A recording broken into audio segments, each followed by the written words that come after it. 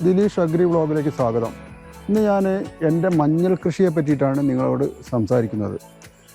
ഇത് കൃഷിഭവനിൽ കിട്ടിയൊരു മഞ്ഞൾ വിത്താണ്. ഞങ്ങൾ മഞ്ഞൾ ഗ്രാമമായിട്ട് ഞങ്ങൾ അംഗീകരിച്ചൊരു പഞ്ചായത്താണ്. വള്ളിക്കുന്ന് ഏരിയയിലൊരു പഞ്ചായത്ത് പറഞ്ഞാൽ വള്ളിക്കുന്ന് പഞ്ചായത്ത് പറഞ്ഞാൽ മഞ്ഞൾ ഗ്രാമമായിട്ട് ചോദിച്ചത്. ഇതിന് ഞങ്ങൾ ചെയ്യുന്നത് വെച്ചാൽ ഇപ്പോൾ ഒരു കോഴിവളം മണ്ണിര കമ്പോസ്റ്റ് ഇട്ട് വെട്ടി മൂടി. ഇതൊരു ഒരു കൊല്ലത്തെ മാർച്ച് ഏപ്രിൽ കണ്ട് മാന്താനുള്ളതാണ്. ഇപ്പോൾ നമുക്കൊരു 6 മാസം വരെ ഇത് വെച്ചിട്ട് ഇത് നമുക്കൊരു മരടുന്ന് എനിക്ക് ഒരു കിലോ വരെയൊക്കെ മഞ്ഞളിട്ടുണ്ട്. അതിന് ഞങ്ങൾ ചെയ്യലെന്ന് വെച്ചാൽ മണ്ണിൽ ഈ പച്ചച്ചാണകവും ചാണക സ്ലറി ഇതിലിത് ഒഴിക്കുന്നത് പച്ചച്ചാണകം പശുവിൻ്റെ മൂത്രം കൂടെ ഞങ്ങൾ ഒഴിക്കുക ചെയ്യുക. അത് ഭയങ്കര വളമാണ്. ഇതിപ്പോൾ ഇത് ഭയങ്കര ഹൈറ്റ് നമ്മളതിൻ്റെ ഒരു ഹൈറ്റിലൊക്കെ വരെ ഇലയെത്തും. ഏറ്റവും ഓർഗാനിക്കാണ്. ഞങ്ങൾക്ക് നല്ല കച്ചവടം. ഞങ്ങൾ മഞ്ഞളിനാണെങ്കിൽ നല്ല ഡിമാൻഡായിട്ട് ആൾക്കാർ വന്ന് വാങ്ങും ചെയ്യും.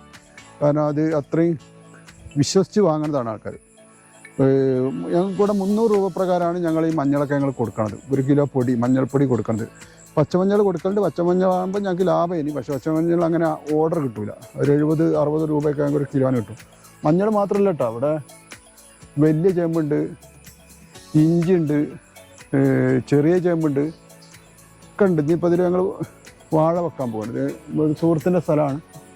പാട്ടത്തിനൊന്നല്ല, നമ്മളൊരു സുഹൃത്തിൻ്റെ സ്ഥലമാണ്. ഓർഗാനിക് അതിനെക്കൊണ്ട് ഭൂമിക്കും കേടില്ല. ഇംഗ്ലീഷ് വളം ഇട്ടാലാണ് നമ്മളെ ഭൂമിയൊക്കെ കേട് വരിക.